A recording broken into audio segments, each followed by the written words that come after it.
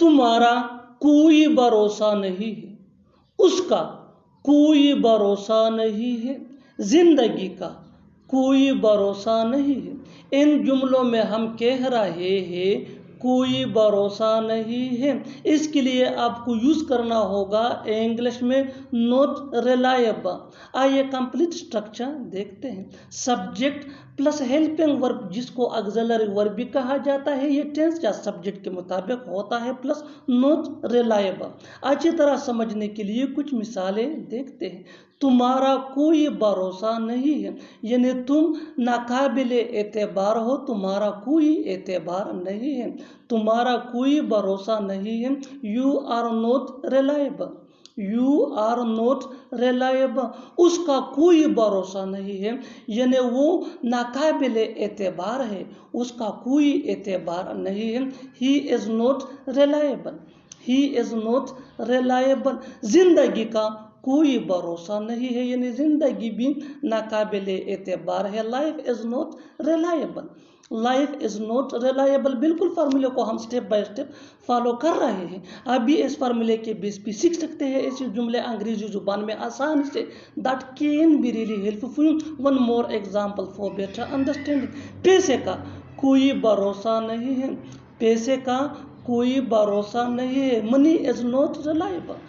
बारिश तो रुकने का नाम ही नहीं ले रहा है, बिजली तो आने का नाम ही नहीं ले रही है, वो तो जाने का नाम ही नहीं ले रहा है। इन जुमलों में हम कह रहे हैं नाम ही नहीं ले रहा है, इसके लिए आपको यूज़ करना होगा इंग्लिश में नॉट रेडी टू। आइए कंप्लीट स्ट्रक्चर देखते हैं। सब्जेक्ट प्लस हेल्पिंग वर्ब जिसको ऑक्सिलरी वर्ब भी कहा जाता है, ये टेंस या सब्जेक्ट के मुताबिक होता है, plus not ready two plus V1 यानी first form of verb plus other words. अच्छी तरह समझने के लिए कुछ मिसालें देखते हैं। बारिश तो रुकने का नाम ही नहीं ले रहा है। The rain is not ready to stop, the rain is not ready to stop, बिजली तो आने का नाम ही नहीं ले रही है। The power is not ready to come back, the power is not ready to come back, वो तो जाने का नाम ही नहीं ले रहा है। He is not ready to go, he is not ready to go, कि मैं उसके सामने बोल नहीं सकता।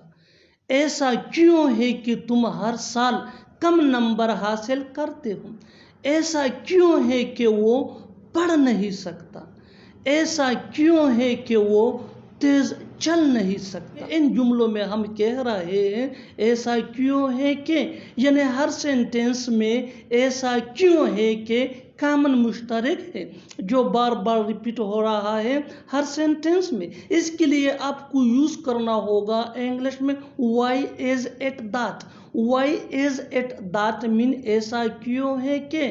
आइए कंप्लीट स्ट्रक्चर देखते हैं। Let me explain. Why is it that plus sentence, sentence ये सिचुएशन के हिसाब से होगा और वाई इज इट दैट ये फ्रेज है, दैट मीन ऐसा क्यों है कि। यही वो फार्मूला है जिसकी मदद से आप भी सीख सकते हैं ऐसे जुमले अंग्रेजी जुबान में आसानी से। That can be really helpful. आगे डिटेल से समझाता हूँ मिसालों से। Here are some example for better understanding. ऐसा क्यों है कि मैं उसके सामने बोल नहीं सकता। Why is it that I can't speak in front of him? Why is it that I can't speak in front of him? Why is it that ये फ्रेज है, that मीन ऐसा क्यों है कि, और I can't speak in front of him ये sentence है situation के हिसाब से, that मीन मैं उसके सामने बोल नहीं सकता। Next example for better understanding. ऐसा क्यों है कि तुम हर साल कम नंबर हासिल करते हो। Why is it that you get low marks every year? Why is it that you get low marks every year? Next example for better understanding.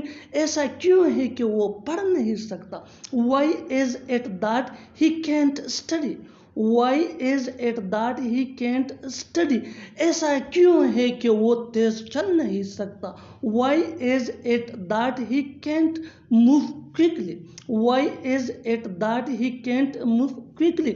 और आखिर में ये सेंटेंस आपके लिए कमेंट सेक्शन में इसका जवाब ज़रूर देना। ऐसा क्यों है कि वो सीख नहीं सकता, ऐसा क्यों है कि वो सीख नहीं सकता। Subscribe to English PS for more advance English sentence structure. Thanks man.